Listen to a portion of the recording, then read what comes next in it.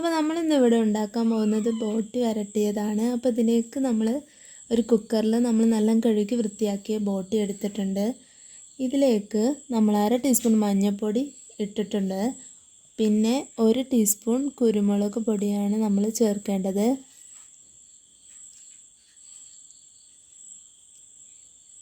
എന്നിട്ട് ആവശ്യത്തിന് ഉപ്പും ചേർക്കുക. എന്നിട്ട് നന്നായിട്ട് നമുക്കിത് മിക്സ് ചെയ്യുക.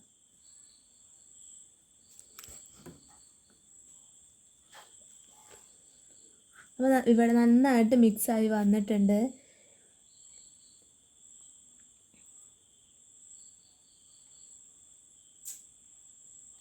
ഇനി ഇതിലേക്ക് നമുക്ക് കുറച്ച് വെള്ളം ഒഴിക്കാം.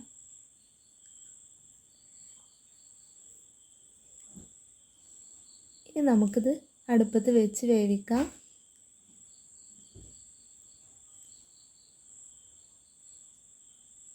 ഒരു 5 വിസിലടിക്കുന്നത് വരെ നമുക്കിതൊന്ന് വേവിച്ചെടുക്കാം.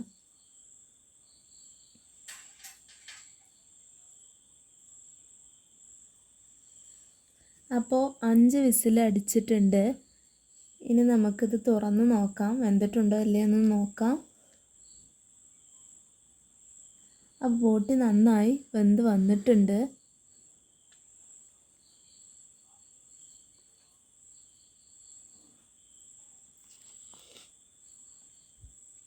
ഇനി നമുക്ക് ഇതിൽ നിന്നും ബോട്ടി മാറ്റിയെടുക്കാം. ഇനി നമുക്ക് അതിലേക്കുള്ള മസാല തയ്യാറാക്കണം. അതിന് നമ്മളൊരു ചട്ടി അടുപ്പത്ത് വെച്ചിട്ടുണ്ട്. അപ്പോൾ ഇതിലേക്ക് നമുക്ക് ഒരു 3 ടീസ്പൂൺ വെളിച്ചെണ്ണ ഒഴിക്കുക.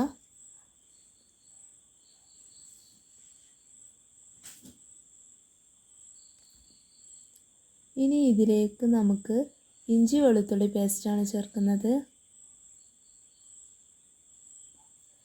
ഇനി നമുക്ക് ഇതൊന്ന് ഇളക്കി കൊടുക്കാം.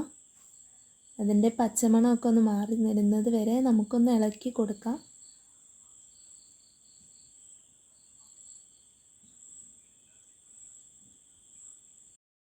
ഇനി ഇതിലേക്ക് നമുക്ക് 2 പച്ചമുളക് ഇട്ട് കൊടുക്കുക. എന്നിട്ട് കറിവേപ്പില ഇട്ട് കൊടുക്കുക. എന്നിട്ട് നന്നായിട്ട് മിക്സ് ചെയ്യുക.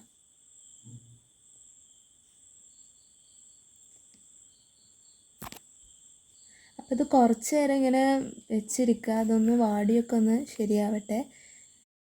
ഇനി ഇതിലേക്ക് നമ്മൾ 1 ടീസ്പൂൺ മുളക് പൊടി ഇട്ട് കൊടുത്തിട്ടുണ്ട്.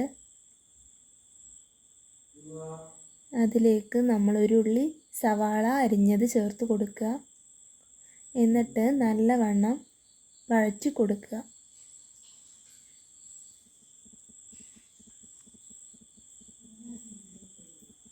ഉള്ളി ചെറുതായിട്ടൊന്ന് വാടുന്നത് വരെ നമുക്കിങ്ങനെ വഴറ്റി കൊടുക്കാം.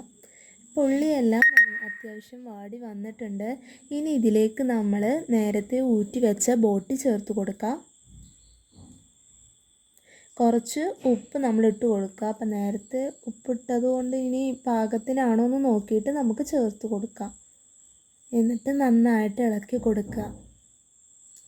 മസാല ബോട്ടിയുടെ എല്ലാ ഭാഗത്തും പിടിക്കുന്നത് വരെ നമുക്കൊന്ന് നന്നായിട്ട് ഇളക്കി കൊടുക്കാം. അപ്പോൾ നമ്മുടെ ബോട്ടി ഇവിടെ തയ്യാറായിട്ടുണ്ട്.